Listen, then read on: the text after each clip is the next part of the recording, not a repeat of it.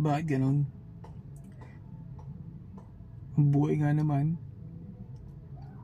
Sa dami ng mga natulungan ko, sa dami ng naging sakripisyo ko, hindi man lahat pero halos lahat ibinigay ko sa pag-unawa,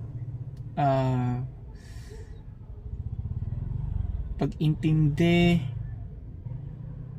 nilawakan ko pa ang pang-unawa ko sa mga bagay na hindi ko naman dapat gawin pero nagawa ko kasi kinilangan ko eh. Ang buhay nga naman dati asa taas ako, and then ngayon nasa baba kasi bilog ang mundo, ika nga sabi nila Naniniwala naman ako na makakaahon din ulit, makakalipad din ulit. What? Ano mo ka? Pabo ka! Ayos ka! Pabo to!